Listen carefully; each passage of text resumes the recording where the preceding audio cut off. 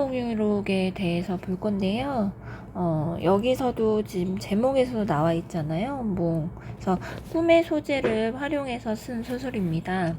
여기서도 보시면은 현실에서 꿈에 입몽하게 되죠. 잠을 자게 됩니다. 그래서 이 꿈속에서 이제 본인이 이제 꿈속에서 본 이야기를 한 후에 다시 현실로 돌아옵니다. 그래서 이제 이런 것을 꿈에서 깬다라고 해서 강몽이라고 하죠. 강몽. 자, 여기서 이제 실질적으로 본인이 얘기하고자 하는 부분은 이제 꿈에 관련된 내용이잖아요. 그래서 꿈에 관련된 내용을 보시면은 여기서 원자허라는 사람이 원생이죠. 이 사람이 이 꿈에서 단중과 사육신을 만나게 되는 이야기라는 것은 여러분들 읽어보셔서 아실 겁니다. 그래서 이러한 것은 결국에는 이런 식으로 되는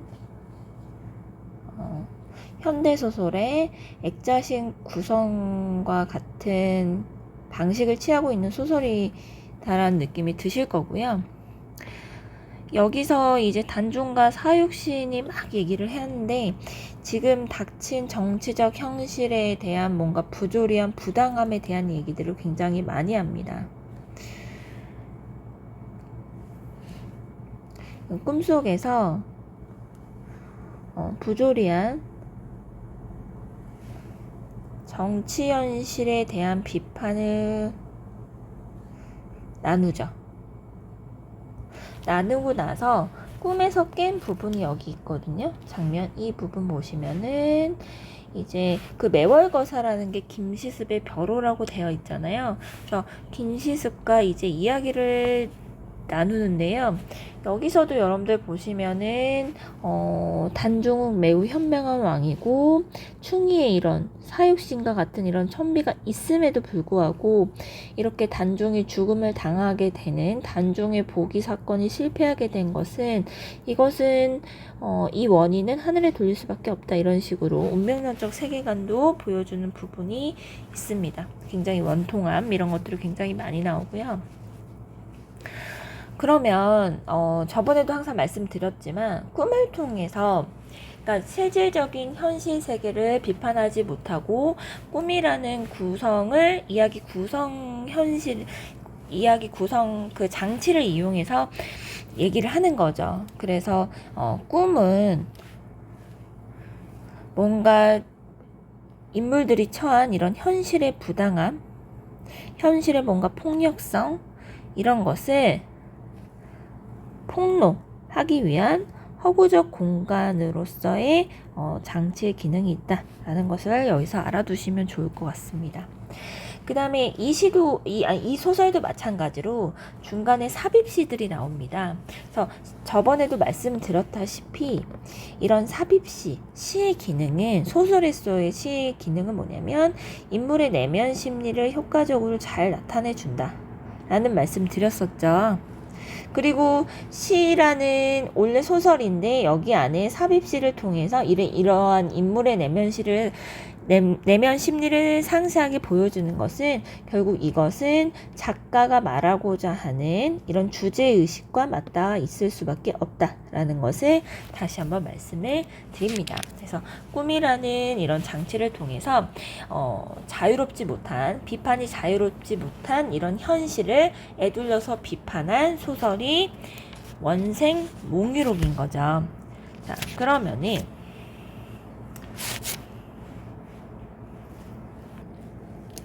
여기 내용들 보시면 여기서도 설명이 다시 한번 나와 있습니다.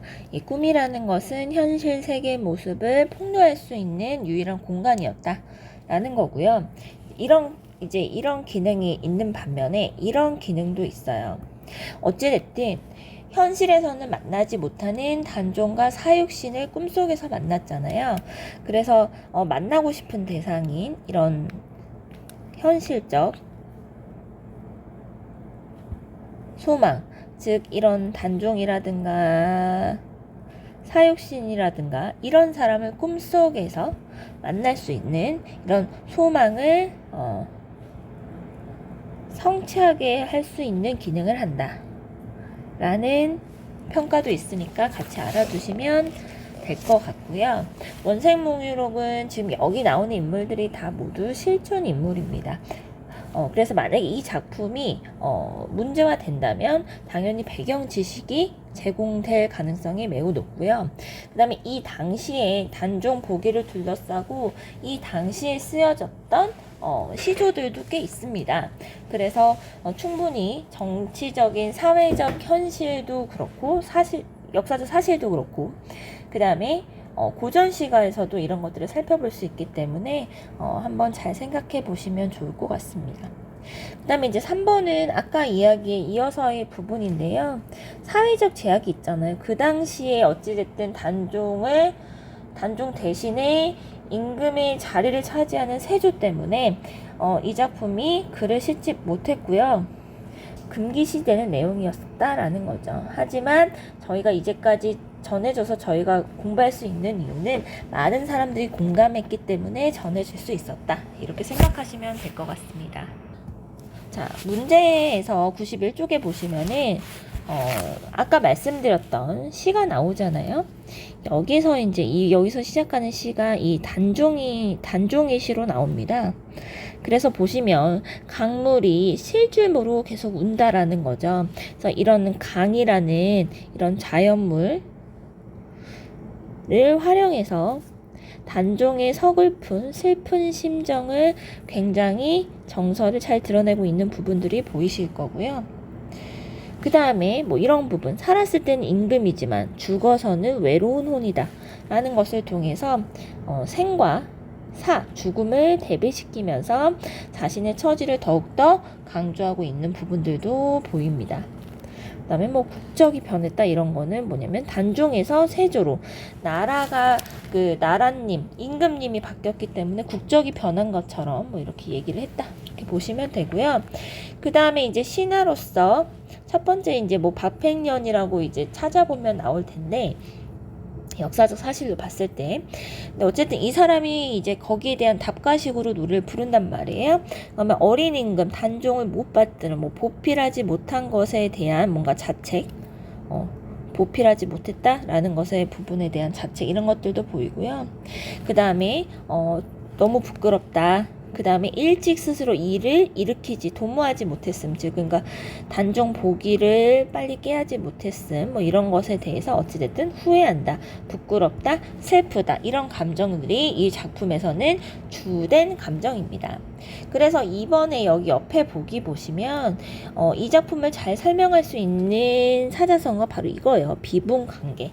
그러니까 슬프고 분하고 뭔가 마음이 북받치는 이런 감정들을 소설을 통해서 제시했다라고 보시면 되는 거죠. 그래서 당시에 말하는 것을 금기로 여겼던 세조의 왕위 찬탈을 비판, 부조리한 이런 현실에 대한 것을 드러낸 소설이다라고 보시면 될 것 같습니다. 자, 그 다음 92쪽 설공찬전인데요. 이 작품은 조선시대 소설에선 매우 드물게 괴담, 호로 소설에 속합니다. 읽어보셨으면 아시겠지만 굉장히 조금은 복잡해요. 뭐 일단은 그 설공찬에서 입장에서 무슨 증조 할아버지는 굉장히 높은 벼슬인 대사성까지 지낸 인물로 나옵니다. 어쨌든 설공찬의 아버지인 설충난이 있고요. 이 설충난의 장남이 설공찬입니다. 그리고 설충난은 동생이 있어요. 설충수라고. 얘가 이제 또 설충수라는 사람이 아들을 낳았죠. 아들을 낳아서 여기에 장남이 설공침이라는 애가 있습니다. 설공찬에게는 누이가 한 명 더 있어요.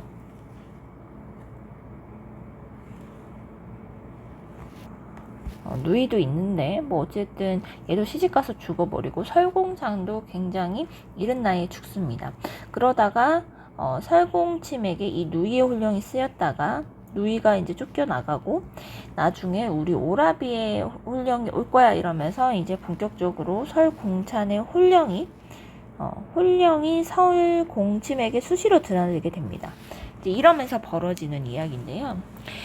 여기서 이제 전반적으로 막 왔다 갔다 하고 쫓으려고 해도 못 쫓고 뭐 이런 이제 내용들이 되는데, 이 부분에 대해서는 이제 핵심은 이 부분입니다.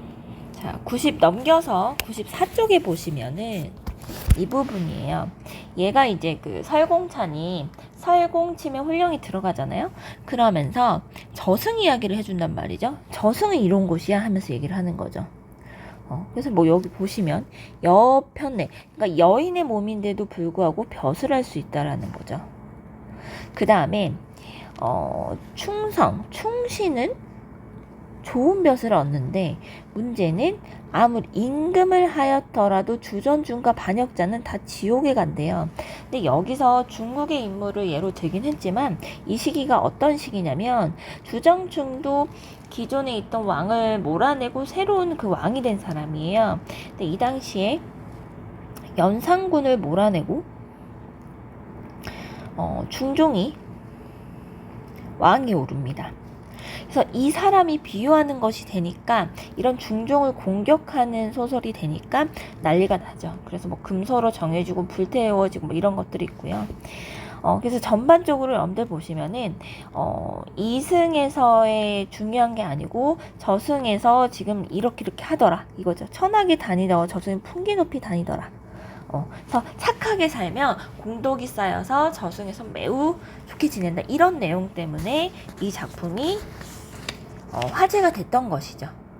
그래서 그 당시에 그 조선 사회를 정면으로 뭔가 반박하는 이런 소설이어서요. 이것과 관련된 여기 보기 내용은 좀 한번 읽어보시면 좋을 것 같고요. 자, 그래서 다시 앞으로 넘어와서 93쪽 보시면은 이게 이제 괴담 소설이라고 말씀드렸잖아요. 드문. 그래서 죽은 사람의 영혼이 산 사람의 몸에 들어간다는 약간 설정이고요.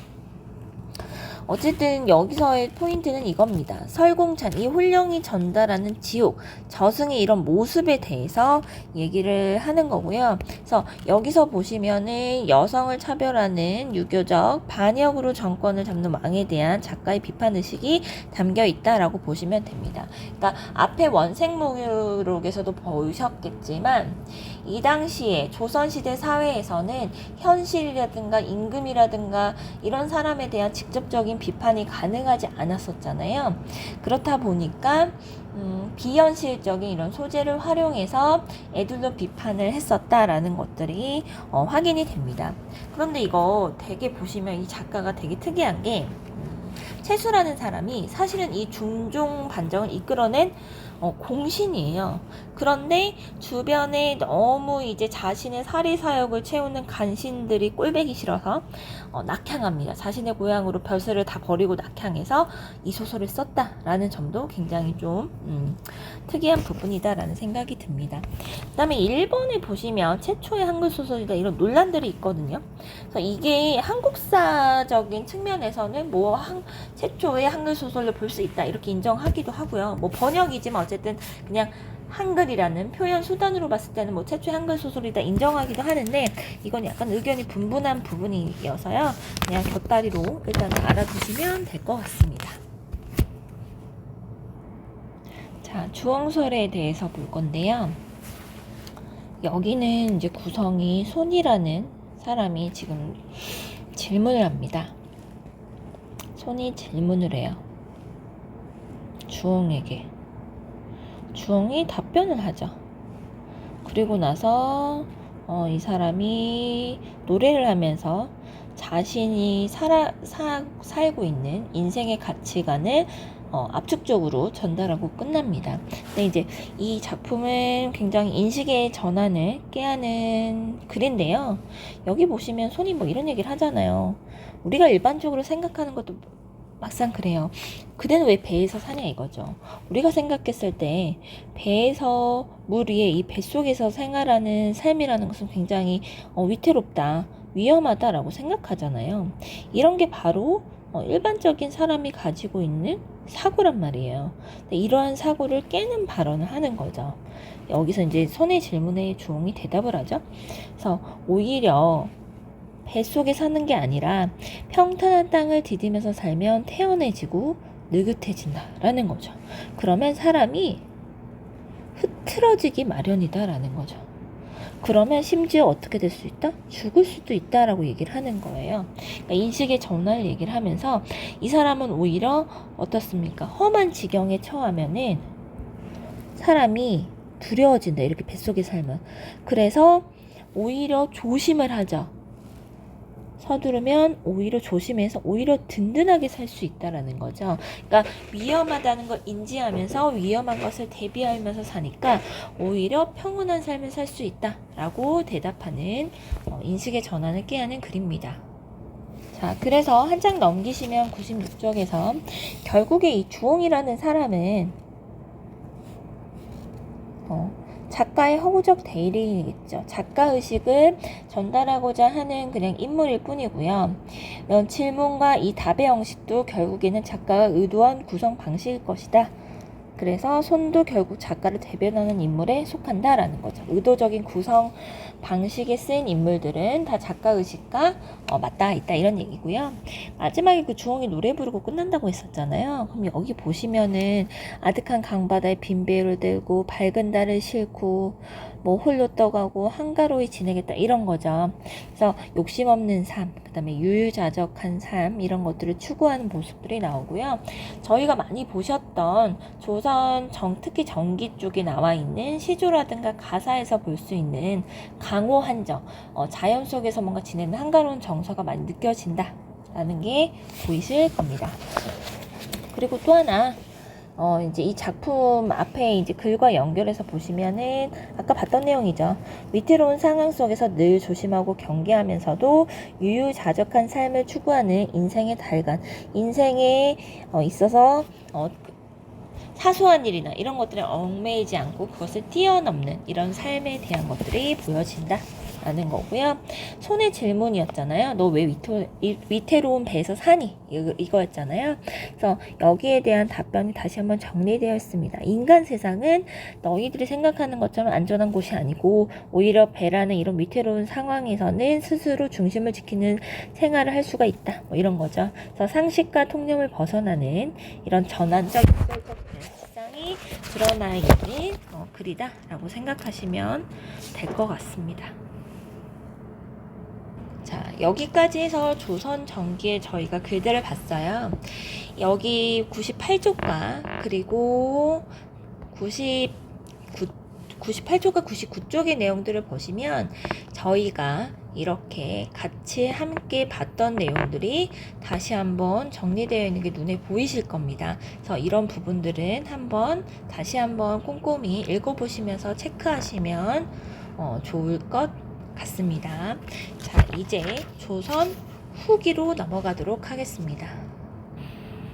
자, 조선 후기로 들어가시면 저희가 시가 쪽 부분을 보더라도 다르잖아요. 전기와 후기에서. 그래서 후기도 마찬가지입니다. 두 가지 전쟁을 겪으면서 사람들이 사회 문화적으로 큰 의식의 변화를 맞게 됐고요.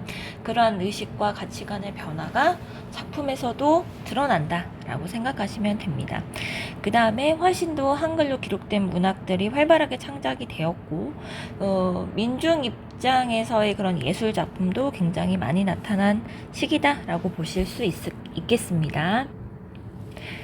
조선 후기 첫 번째 작품은 최고운전입니다. 여기서의 최고운은 채취원이고요. 채취원의 삶을 허구화했다라고 나와 있죠. 그럴 수밖에 없는 게 이 사람은 실존 인물이긴 하지만 이 사람이 신비한 뭔가 도술이라든가 이러한 신이한 이런 능력, 비범한 능력 이러한 것들을 보여주기 때문에 허구화했다라고 보시면 됩니다. 어쨌든 이때는 신라 말이기 때문에 조선 후기에 다른 임진왜란이나 병자호란의 이런 전쟁을 겪었던 건 아니어서요. 여기서는 뭔가 민족의 이런 울분 이런 것보다는 민족의 약간 자긍심, 그러니까 즉 중국보다 중국의 웬만한 사람들보다 훨씬 뛰어난 인물인 채치원을 내세우면서 우리 민족의 자긍심을 뭔가 좀 고취시키는 소설이다라는 것도 되고요. 신라 최치원 자체가 신라 시대 사람이잖아요. 여러분들이 배우셨던 한국사적 지식을 떠올려 보시면 신라 시대에는 신분 제도가 굉장히 엄격히 있었잖아요. 근데 이제 최치원 같은 경우는 육두품이기 때문에 굉장히 뛰어난 능력에도 불구하고 높은 벼슬을 하지 못했던 사람이다. 즉 이러한 인재 영웅을 뭔가 영웅이 인정받지 못하는 이런 현실의 비판을 담은 것들도 있다라는 것을 아실 수 있습니다. 그러니까 능력 있는 인재가 뭔가 인정되지 못하는 현실에 대한 우회적인 비판도 들어가 있는 같은 소설이다라고 보시면 될 것 같고요. 여기서는 일단은 이 사람의 일대기를 보면 태어나서 아버지에게 버려지거든요. 그러니까 아버지의 버려지는 것부터 시작을 해서 뭐 이런 부분을 어렸을 때 버려지는 부분을 가지고 인재를 알아보지 못하고 나라에서 활용하지 못하고 나라에서 버리는 이런 모습들을 이런 의미를 포함했을 것이다 이렇게도 보고요. 어쨌든 1번 보시면은 여기서 이제 기존의 이런 사회 질서에 대한 인식 이런 것을 뒤집는 설정이 굉장히 많이 나온다는 것도 하나의 특이점이 될 것 같아요. 그래서 임금보다 신하가 뛰어나고 그 다음에 주인보다 노비가 뛰어난 존재로 그려지는 이런 것들이 나오고요. 그 다음에 앞부분에서 어머니 때문에 탈출을 하게 되잖아요. 그래서 남자보다 여자가 우월한 존재. 그러니까 기존에 가지고 있었던 조선사의 일반적인 사회적 인식을 뒤집는 설정들이 나온다. 이런 것들을 한번 체크해 보실 필요가 있습니다. 그 다음에 여기는 당연히 이제 주인공은 최치원이에요. 근데 이제 여기서 최치원이 여러 가지 이게 자신의 나라 안에서도 또 중국에 의해서도 당나라인 이 당나라 중국에 의해서도 굉장히 갈등을 많이 겪거든요. 그래서 이제 여기서 겪는 겪음 중에 하나가 뭐냐면 이제 이거죠. 일단 아버지 최충에게 최치원이 버림받습니다.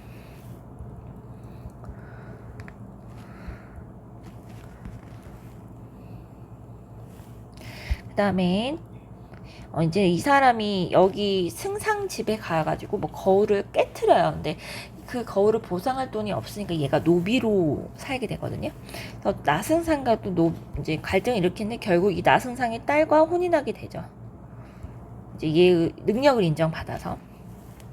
그 다음에 또 중국의 뛰어난 이런 학사들과도 학식의 우열을 가르게 됩니다. 그러나 최치원이 이기고요. 마지막에 중국의 황제하고도 갈등을 맺게 되고요. 힘의 우열 이런 것들이 있습니다. 그래서 갈등이 최치원을 중심으로 굉장히 많이 일어난다. 그리고 이 사람은 뒤에서도 보시겠지만 굉장히 시를 짓는 재능이라든가 이런 특징들이 많은 사람이다라는 것을 아실 수 있습니다. 자, 그래서 백사축 보시면요, 당나라 황제가 뭐 신라한테 함을 보내요. 그 안에 든 물건 알아내지 못하면 너희들 공격할 거라고 협박하는 거죠.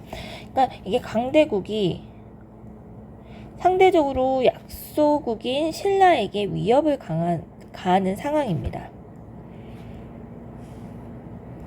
근데 이러한 상황을 한 개인이 비범한 이런 신이한 능력으로 극복하죠. 능력으로 극복합니다. 국가의 위기를. 약소국의 입장에서는 국가의 위기 상황이잖아요. 이런 위기 상황을 개인이 극복하는 부분들이 나옵니다. 그렇고요. 이제 이러한 위협 상황을 또 최치원의 입장에서 본다면 여러분들 어떻게 될까요? 본인의 시를 짓고 이런 거죠. 그래서 얘가 이제 이렇게 짓잖아요. 이렇게 시를 알아맞히는 시를 짓습니다.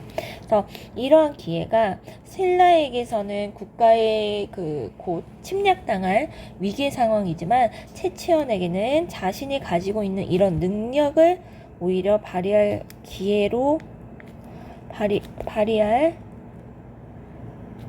기회로서도 볼 수 있다라는 것을 알아두시면 좋을 것 같습니다.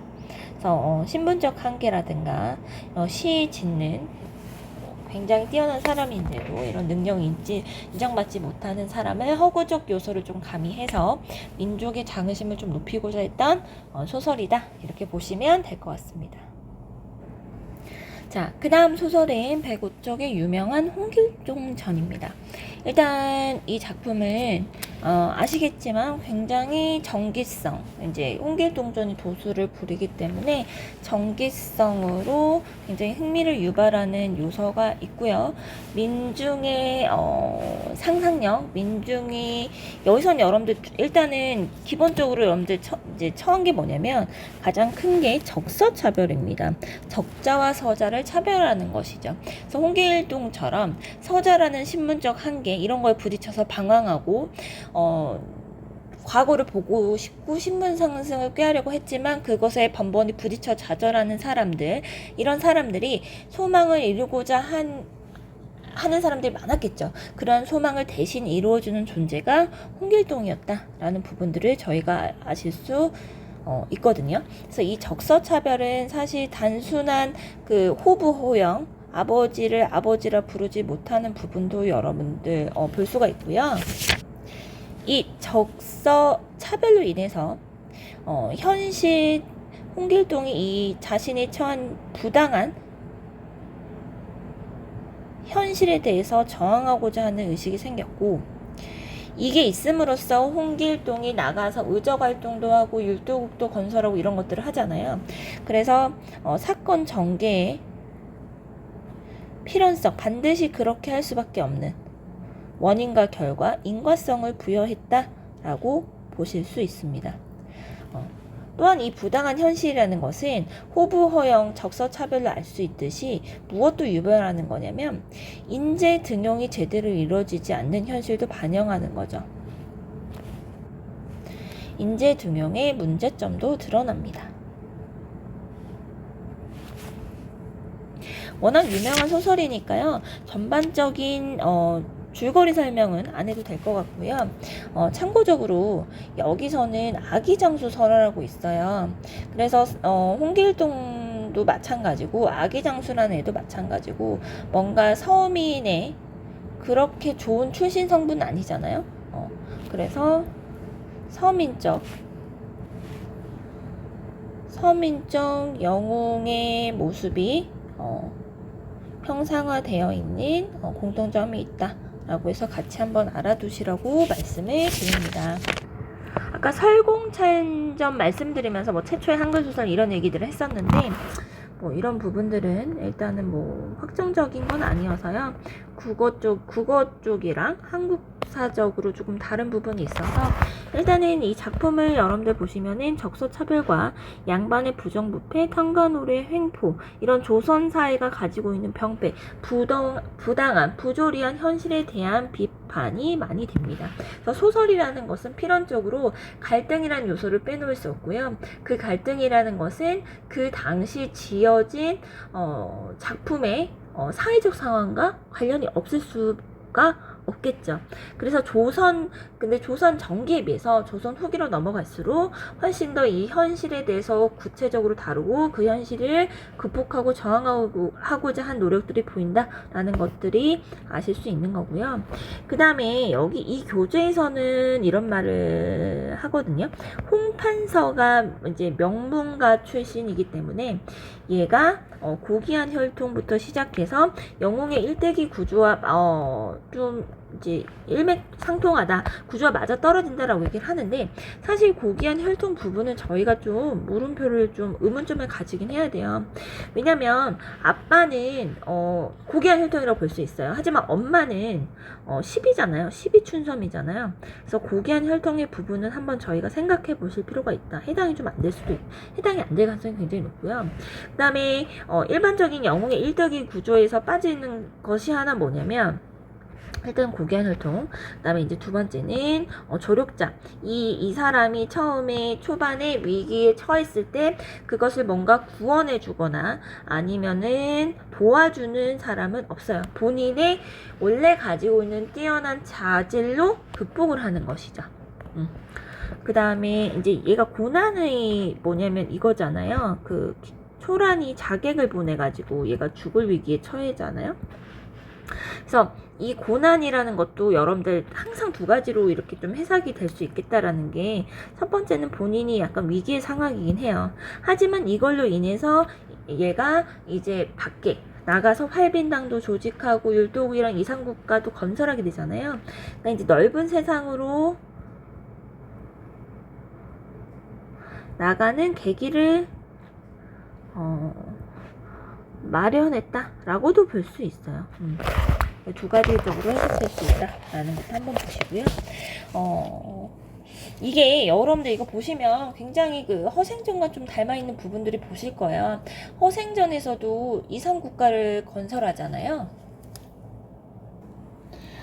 빈섬에 들어가서 이제 잘하게 하면서 조선시대에서 이제 새로운 뭔가 국가를 건설하면 그거는 반역 행위에 이제 해당이 되기 때문에 이제 새로운 다른 곳에 가서 나름 작가가 생각하는 이상적인 국가를 건설하고자 하는 것들이 홍길동전이라든가 호생전에서 보인다, 이런 것들을 보실 수 있고요.